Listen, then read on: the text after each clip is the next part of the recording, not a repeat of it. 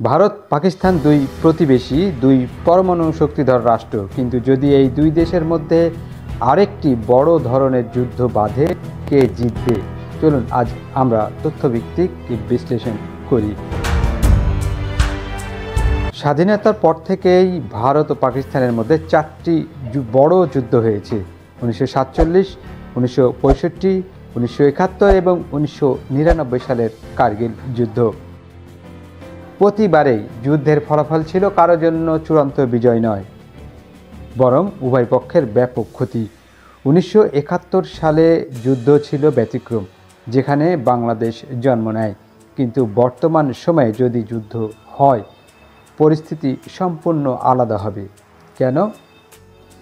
এর পেছনের যেগুলো কারণ হচ্ছে: 1 নম্বর কারণ, উভয় দেশের পরমাণু অস্ত্র।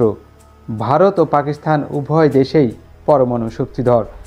বিশ্বব্যাপী একাধিক গবেষণা বলছে পাকিস্তানের হাতে রয়েছে আনুমানিক 165টি পরমাণু অস্ত্র, অন্যদিকে ভারতের হাতে রয়েছে প্রায় 160টি। এইসব অস্ত্রের একটি ব্যবহার মানে কয়েক মিলিয়ন মানুষের মৃত্যু। স্ট্যানফোর্ড ইউনিভার্সিটির একটি গবেষণা অনুযায়ী দুই দেশের মধ্যে পরমাণু যুদ্ধ হলে 12 কোটি মানুষ মারা যেতে পারে এবং পুরো দক্ষিণ এশিয়ায় দুর্ভিক্ষর কবলে পড়বে। কারণ 2, সামরিক শক্তির ভারসাম্য। ভারতীয় সেনাবাহিনীর আকার অনেক বড়, প্রায় 14 লক্ষ সক্রিয় সৈনিক রয়েছে। অন্যদিকে পাকিস্তানে রয়েছে প্রায় 6 লক্ষ সৈনিক। কিন্তু পাকিস্তানে রয়েছে ট্যাকটিক্যাল নিউক্লিয়ার ওয়েপন ব্যবহার করার ডক্ট্রিন, অর্থাৎ যুদ্ধের সময় পাকিস্তান দ্রুত পরমাণু অস্ত্র ব্যবহার করতে পারে। একটা বড় যুদ্ধ মানেই দুই দেশের সামরিক এবং অর্থনৈতিক সম্পদের ধ্বংস, যে যুদ্ধ শেষ পর্যন্ত পরমাণু যুদ্ধেও রূপ নিতে পারে। কারণ 3, অর্থনীতির অবস্থা। আজকের দিনে যুদ্ধ কেবল যুদ্ধক্ষেত্রেই সীমাবদ্ধ থাকে না। IMF-এর তথ্য মতে ভারতের জিডিপি প্রায় $3.7 ট্রিলিয়ন, পাকিস্তানের প্রায় $340 বিলিয়ন। একটি বড় যুদ্ধ উভয় দেশের অর্থনীতিকে ভয়াবহভাবে ক্ষতিগ্রস্ত করবে। বিশেষজ্ঞরা বলছেন, যুদ্ধ হলে পাকিস্তানের অর্থনীতি প্রথমেই ধসে পড়বে আর ভারতের প্রবৃদ্ধি কমে যাবে শূন্যের কোঠায়। এছাড়া যুদ্ধের খরচ বিলিয়ন বিলিয়ন ডলার, যা উন্নয়নমূলক খাতে ব্যবহারের বদলে ধ্বংসে ব্যয় হবে।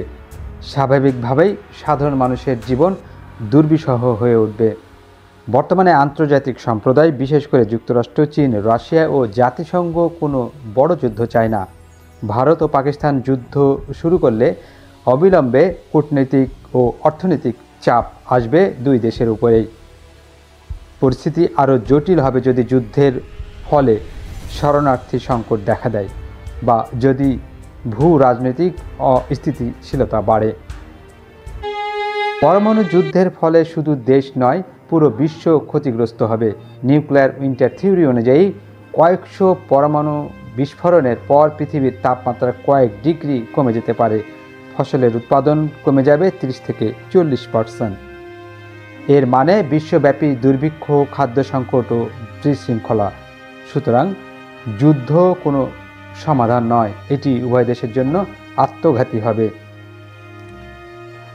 তো এখন প্রশ্ন, কে জিতবে? উত্তর হলো কেউ না। ভারত এবং পাকিস্তান উভয়েরই জানা আছে যুদ্ধ মানে নিশ্চিত ধ্বংস।